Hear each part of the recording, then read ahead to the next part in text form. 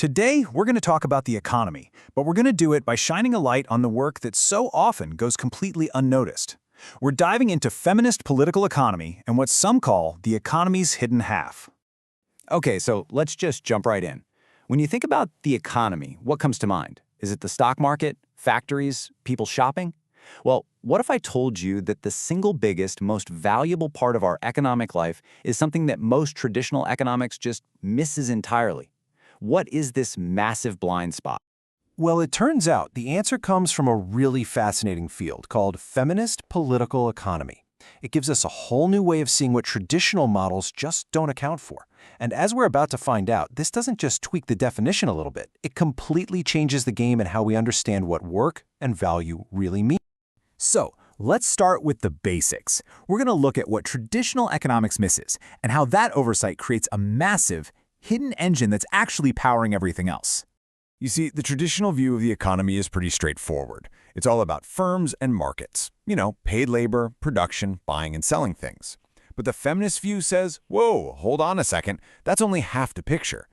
It argues that we have to include the home. That's where a massive amount of unpaid labor happens. Everything from childcare to cooking and cleaning, and all of it provides immense, tangible economic value, even if it doesn't have a price tag. And this is where the sheer scale of this blind spot just becomes mind-boggling. Back in 1996, an economist named Duncan Ironmonger did the math. He figured out that the value of all that unpaid work at home is roughly equal to the value of all the goods and services produced in the entire paid market economy. Just let that sink in for a minute.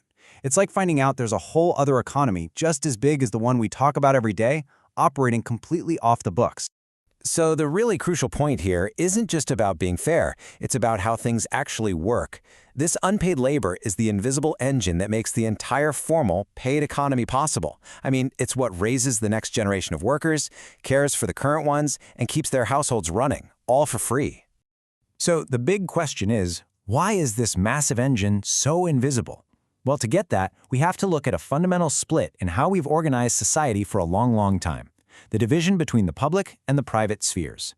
This divide is really at the heart of the whole thing. Historically, we've split the world into two realms. On one side, you have the public sphere. This is the world of work. It's traditionally seen as masculine, it's where paid jobs happen, and it's where you find political power. And then on the other side, you have the private sphere. This is the home. It's seen as feminine, it's where all that unpaid labor happens, and it's a place with a distinct lack of formal power.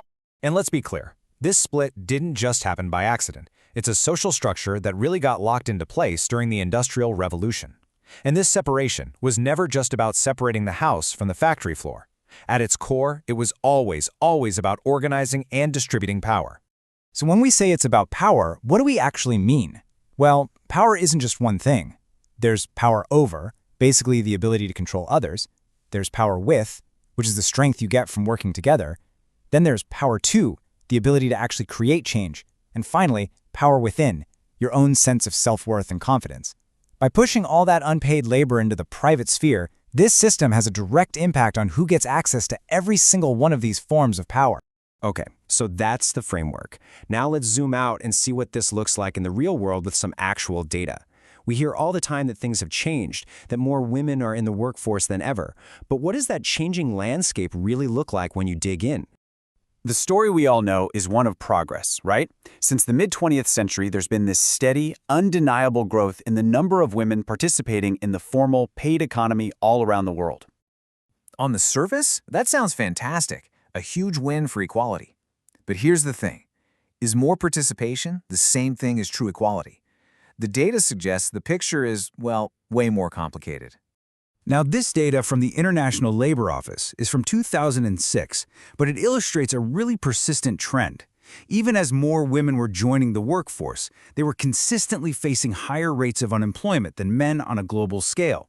So more participation, it turns out, didn't automatically mean more job security. There's actually a name for this whole global trend. It's called the feminization of the labor force. And what it describes is how huge shifts in the global economy, like moving from manufacturing to services, created a whole new kind of demand for women's paid labor.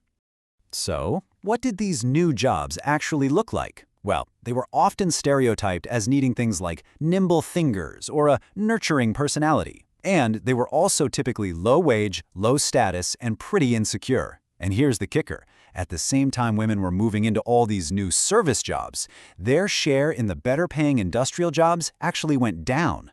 Which brings us to the million-dollar question, right? Why? Even with more women in the paid workforce, why do these huge gaps in pay, in status, and in job security just stubbornly stick around? Okay, so one huge piece of the puzzle is something called horizontal segregation. This is basically the observation that men and women tend to be clustered in completely different types of jobs. The classic examples, are fields like nursing and childcare being overwhelmingly female, while construction and engineering are overwhelmingly male. And then you've got the other side of that same coin, vertical segregation. This happens inside the same industry or even the same company. It's that pattern where men tend to hold most of the senior, powerful, and highest paid positions, even in fields where women make up a huge part of the workforce. So why does this all happen? Well, there are a couple of competing explanations. Traditional economics might point to something called human capital theory. This idea basically says that pay gaps are because of differences in skills, experience, or the individual choices people make. But the feminist critique comes back and says that's way too simple. It argues you just can't ignore the structural barriers, the unconscious biases and how we value certain skills over others, and the powerful role that traditional gender roles or patriarchy play both at home and at work.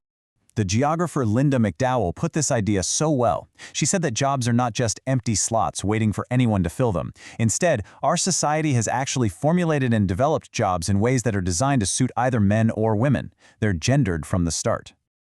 Okay, so let's bring this all together.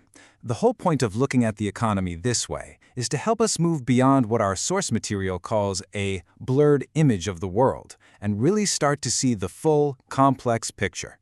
So here's the main takeaway. Feminist political economy is really a tool. It's like a new lens for our glasses that corrects our vision. It allows us to finally see all that hidden labor that props everything else up, to understand where these inequalities came from, and to recognize the systems that keep them locked in place. And that leaves us with the final, really massive question. It's one thing to see the whole picture, the paid and the unpaid, the public and the private. But once you see it, what do you do with that information? How do we even begin to build an economy that truly values all of this essential work equally?